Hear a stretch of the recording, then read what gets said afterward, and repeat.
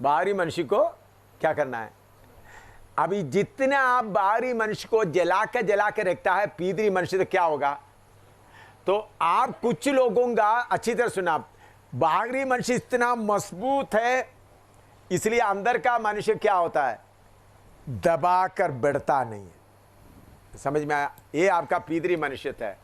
आप लोगों का बाहरी मनुष्य इतना मोटा है, वो अंदर का मनुष्य को क्या करता है? आप हर चीज उनको आइसक्रीम चाहिए, आइसक्रीम खिलाया, खाना चाहिए, खाना खिलाया। बाहरी मनुष्य का सारे जरूरतों को पूरा करके मोटा, अंदरी मनुष्य का कुछ लोग क्या कर रहे हैं? बाहरी मनुष्य को जला कर करने के कारण भीतरी मनुष्य अपने आप ही क्या होता है? बढ़ता है। बाहरी मनुष्य का जरूरत आपके सामने रहने के कारण बाहरी मनुष्य मजबूत होकर आपका भीतरी मनुष्य को क्या कर रहा है? दबा रहा है। लेकिन जो आत्मिक है, बाहरी मनुष्य का जरूरतों को जीने के लिए सर्व करता है। क्या करते हैं? हम खाने के लिए नहीं जी रहा है, जीने के लिए खा रहा है। थोड़ा सा पानी डालता है ताकि खत्म ना हो, तो फिर भीतरी मनुष्य क्या होता जाता है? तो इसलिए बाहरी मनुष्य को, भूसे को क्या करना है? पवित्र आत्मा का आग से उसका सारे ख्वाहिशों के साथ जला कर रखना। मैं करता हूं ऐसा, मैं ऐसा करता हूं। मैं बोलता, बाहरी मनुष्य को बोलता, तुम्हारा रेशन मैं कंट्रोल करता रहूंगा, अपने आप में शक्ति करता हूं।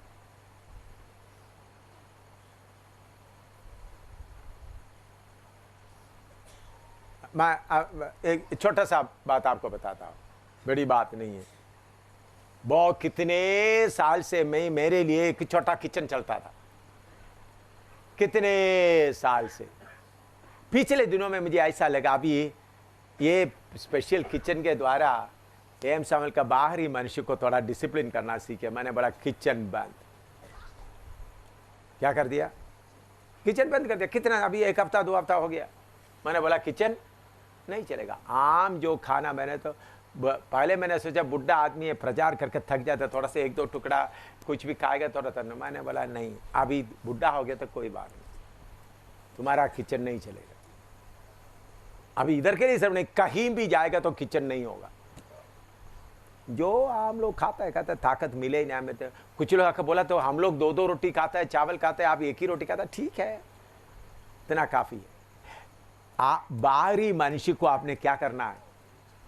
अपने आप से जिन्होंने बाहरी मनुष्य को कमजोर करता जाता है, उतना भीतरी मनुष्य क्या होता जाएगा? इसका मतलब आप नौजवान लोग खाना खाने का नहीं, खाना करके नहीं। मैं तो बहुत खाया, बहुत खाया, इसलिए आप देखिए हम भी नहीं खाएंगे करके बोलते हैं। ऐसा नहीं, ऐसा स्ट्राइक मत करो, आप लोग खाओ, लेकिन आत्मा बोलता है तो मत खाओ। तो जला के रखना है। इस शरीर को कैसा रखना है? जला के रखना है। नहीं आप लोग नहीं होगा भाई, तो ये ऐसा दबा के रख दिया तो ये बाहरी मनुष्य इतना मोटा होकर भीतरी मनुष्य को क्या करेगा?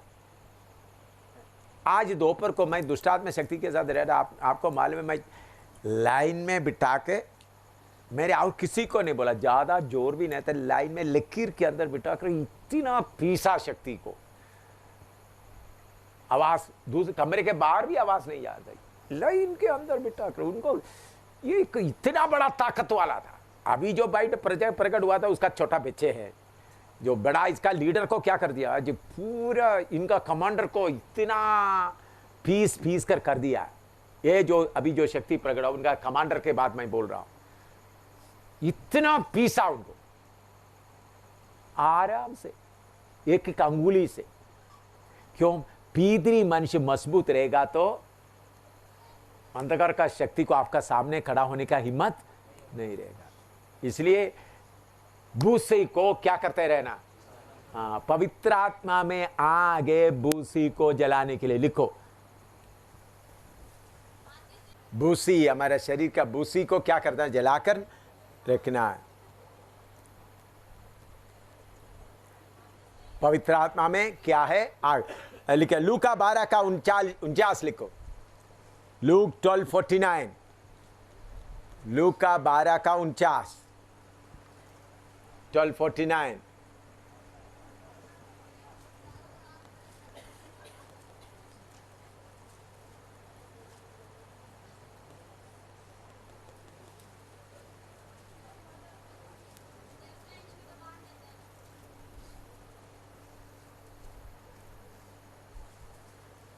पढ़ो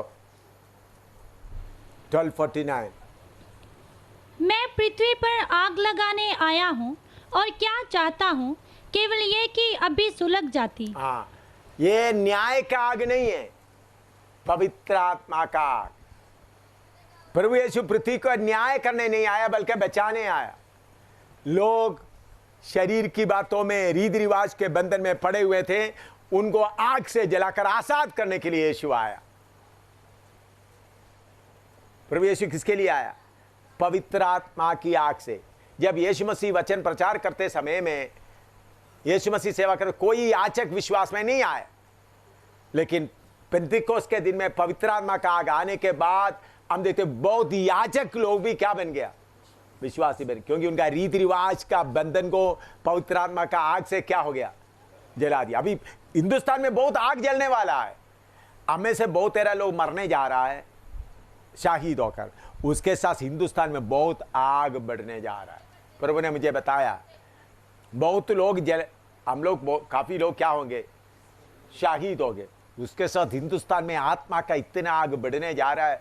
बहुत पुजारी लोग, बहुत मुसलमान मौलवी लोग और दूसरा बड़े बड़े आरएसएस शिवसेना लोग बाइबल प्रचार हिंदुस्तान में करेंगे। मैं देख रहा हूं प्रभु क्या आमद दे रही है, तो इसलिए मैं सारे सेवकों को इकट्ठा कर रहा हूं ताकि हम मरने के लिए तैयार हो जाए, ताकि हिंदुस्तान में आग फटक उठे। पवित्र आत्मा का आग बहुत जोर का आने वाला है, कोई रोक नहीं सकता। हिंदुस्तान का सरकार, पुलिस, कोई गवर्नमेंट कुछ भी नहीं कर सकता। पुलिस ऑफिसर पवित्र आत्मा का आग से भर जाएंगे, मिलिट्री ऑफिसर पवित्र आत्मा भर जाएंगे, मिनिस्टर लोग, बड़े बड़े लोग, वो इसलिए हम उसके लिए तैयारी कर रहा है वो काम। तो पवित्र आत्मा का आग डालने के लिए प्रभु यीशु आया था। मैं देखता कौन रोकता है हिंदुस्तान में, पवित्र हिंदुस्तान और नेपाल में पवित्र आत्मा का आग प्रभु भेजने जा रहे, तो किसको हिम्मत है उसको रोकने के लिए? किसको हिम्मत है देखने के लिए जाता? हालेलुया। प्रेरितों काम 2 का 1 से 4 तक पढ़िएगा। प्रेरितों काम 2 का 1 से 4 तक।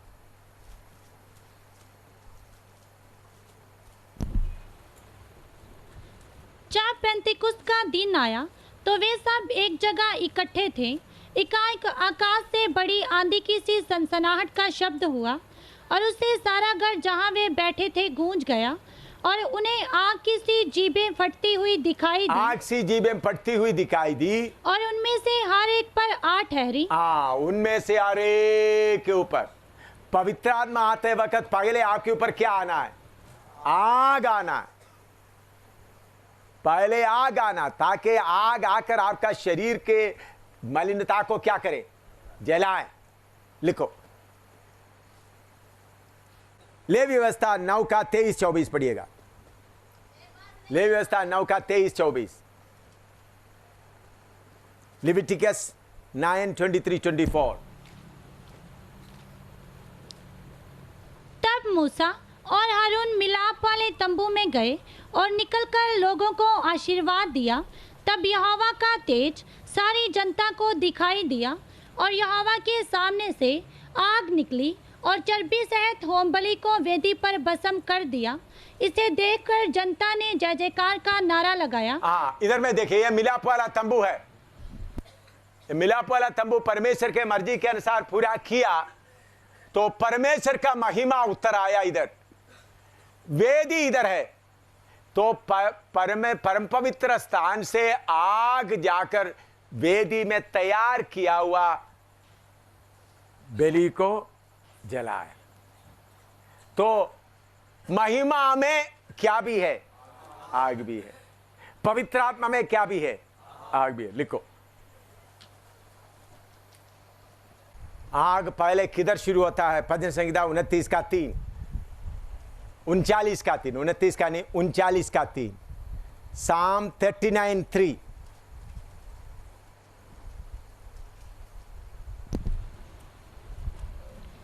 मेरा हृदय अंदर ही अंदर जल रहा था, सोचते सोचते आग भड़क उठी, तब मैं अपनी जीभ से बोल उठा। तो आग पहले किधर शुरू होता है? दिल के अंदर। सोचते सोचते आग भड़क उठी। सोचते सोचते प्रभु मेरे अंदर ये गलती है, मेरे अंदर ये गलती है, प्रभु मेरे अंदर ये गलती है। जैसा लकड़ी इकट्ठा करके आग बालता है, उसी मुताबिक आप अपना गलती प्रभु के सामने रखेगा तो उसके ऊपर क्या आएगा? आग आकर जलाएगा। सोचते सोचते आग भड़क उठी। लिखो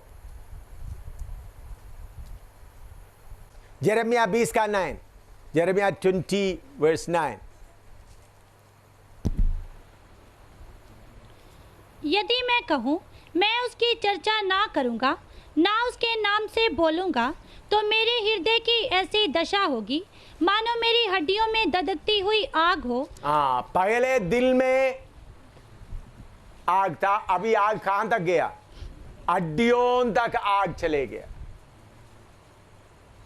दिल में आग, हृदय में आग हो गया, फिर आग किधर तक चले गया? हड्डियों तक आग जाता है।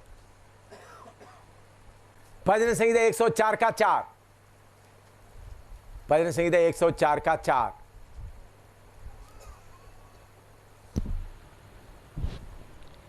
जो पवनों को अपने दूत और ददकती आग को अपने टहलवे बनाता है। अपना ददकती आग को ऐसा लिखना चाहिए, अपना अगुवेयों को वो क्या बनाता है? ददकती आग बनाते हैं, आग का शोला बनाता है। ऐसा लिखो, आपका बाइबल में ऐसा तर्जुमा कर, ऐसा लिखना है।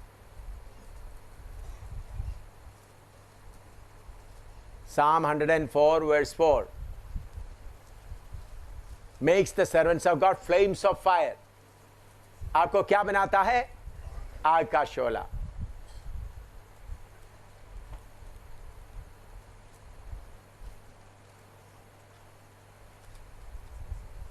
आपको आग का शोला बनाना है तो अपने आप को क्या करना है? समर्पण करना है। रोमी 12:1-2, रोमी 12:1-2, Romans 12:1-2।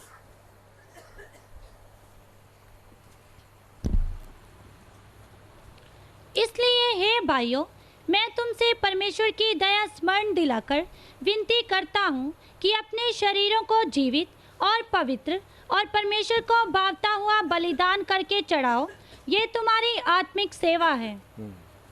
शरीरों को बलिदान करके चढ़ाओ। आग किधर आना है? किधर आना है आग? शरीर में। तो उसको बलिदान के तौर पर चढ़ाना है। कैसा बलि चढ़ाना है? लेवीय व्यवस्था 1 अध्याय का 3 से 6 तक पढ़िएगा।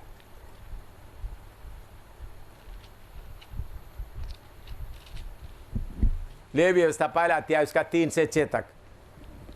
यदि वह गाय बैलों में से होम बलि करे तो निर्दोष नार मिलाप वाले तंबू के द्वार पर चढ़ाए कि यहोवा उसे ग्रहण करे। वह अपना हाथ होम बलि पशु के सिर पर रखे और वह उसके लिए प्रायश्चित करने को ग्रहण किया जाएगा। तब वह उस बछड़े को यहोवा के सामने बलि करे और हारून के पुत्र जो याजक हैं वे लहू को समीप ले जाकर उस वेदी के चारों ओर छिड़के जो मिलाप वाले तंबू के द्वार पर है। फिर वह होम बलि पशु की खाल निकालकर उस पशु को टुकड़े टुकड़े करे। हाँ, देखिए, इस्राएल लोग बलि चढ़ाते थे। क्या बलि चढ़ाने का मतलब क्या हमारा परमेश्वर खून पीता है?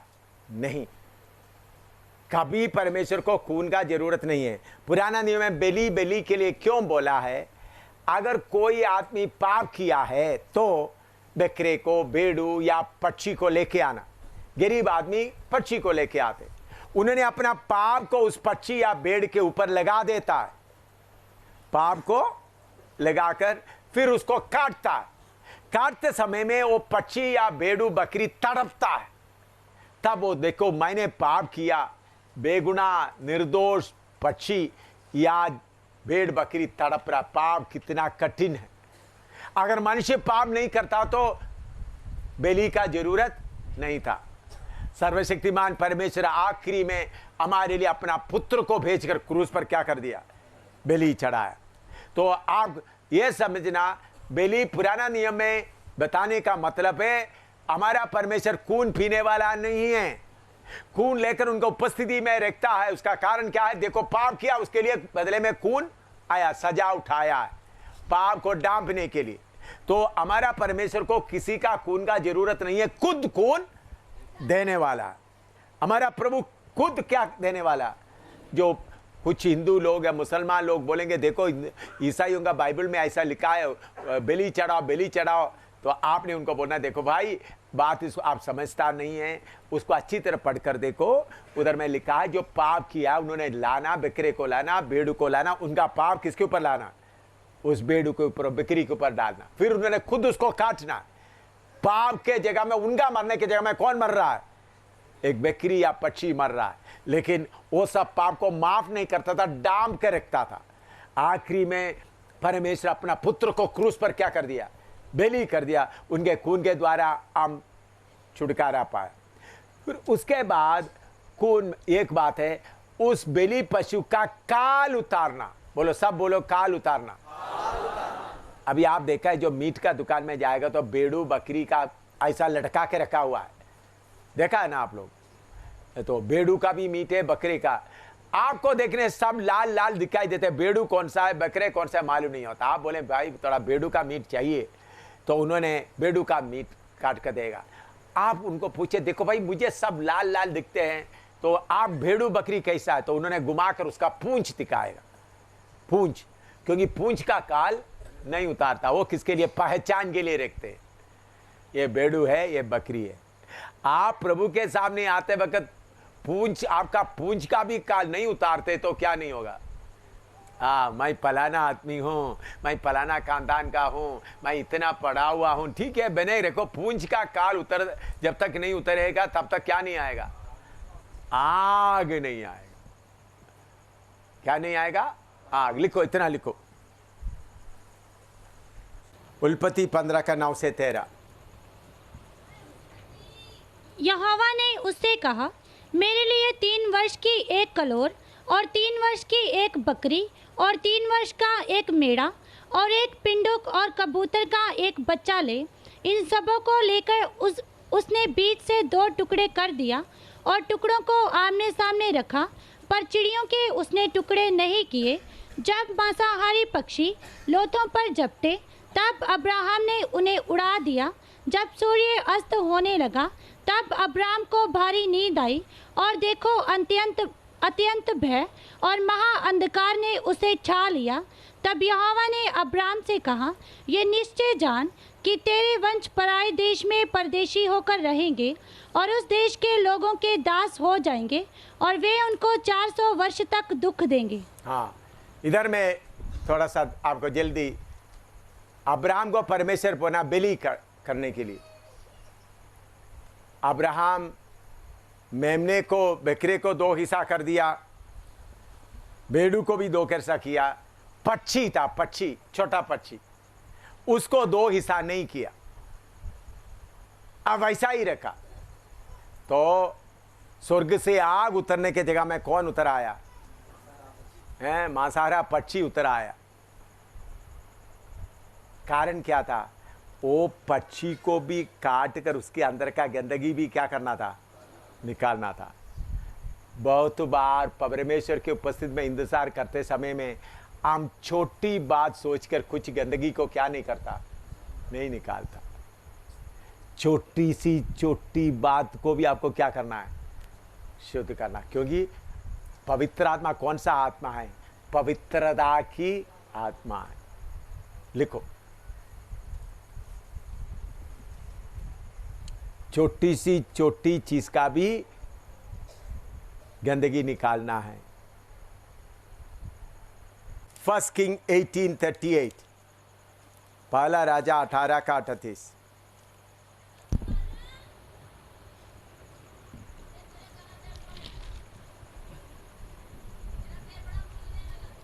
तब यहोवा की आग आकाश से प्रकट हुई और होम बलि को लकड़ी और पत्थरों और धूल समेत भस्म कर दिया। हाँ देखिए, एलिया का वेदी